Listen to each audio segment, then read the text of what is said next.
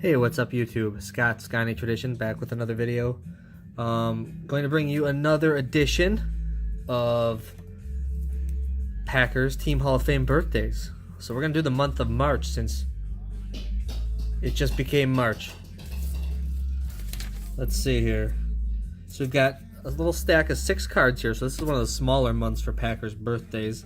I think there was like 12 or 13 last month. And there were some awesome ones in January too. So only 6 for this month, so it'll be a short and sweet video. We're gonna start out with the end of the month and work our way forward this time. So, first guy on the list, Paul Kaufman, tight end for the Packers in the 80s. This is his rookie card from 1980 Topps in the grade of mint 9. There are 2 cards graded higher than this one. Beautiful card. He was a really good tight end for the Packers. Went to college at Kansas State.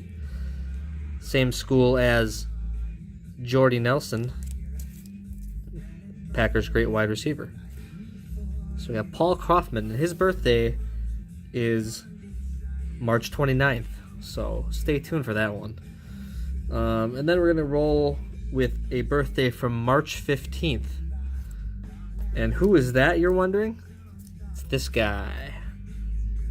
Mike Douglas.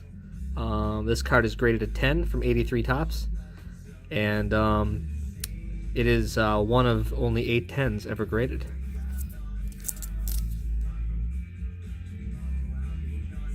Beautiful looking card there.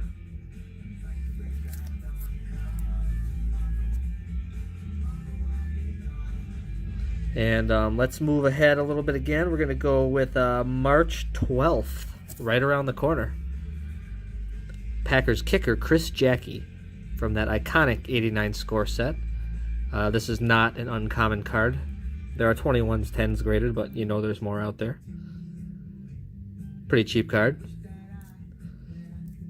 but a cool card nonetheless. Again, Chris Jackie's birthday is March 12th. And then one day before that, March 11th, a Packer Team Hall of Famer, as all the rest of these guys are as well, Packer Team Hall of Famers. The 88 Topps Johnny Holland. He's a Texas A&M Aggie. This card's graded a 10 as well. I believe this is one of 16 10s that have been graded. Beautiful card there. I want to say that I actually got this card from Packers Corner, Troy. I think I purchased this from him probably a year or more ago. So nice card there. And then we're going to finish out with the 2 best cards of the month here. So we're going to roll with March 5th. So that is actually tomorrow. Bob Skoronski, a very underrated offensive lineman for the Packers. Bart Starr actually gave this guy a nod for being a really good offensive lineman. So that's good enough for me. This card is graded an 8.5. It's from this awesome 67 Philadelphia set, which I just love. And it's because of the colors. I just love that yellow background border with the green and the white from the Packers uniforms. I just think that that's really cool. It's just a good color combination that works. At the back. These cards are very condition sensitive though, because they do have the brown borders on the back. So again, this card's graded an 8.5. There is only one 8.5 in existence, and this is the one. And there are 4 graded higher, and those are all 9s. So very tough year to get a 10. Beautiful card there, Bob Skoronski, great offensive lineman. And then, last but not least, one of the cornerstone cards of my collection. Card I don't show a ton. It's not one of my more well-known cards, but it is a great card. This is from 35 National Chickle, which is one of my favorite sets. If I ever put I'm not usually a complete set guy, but if I ever put a complete set together, that one would be one that I would love to put together. Although that Bronco Nagurski is going to cost an arm and a leg. But this card's graded near mint to mint 8.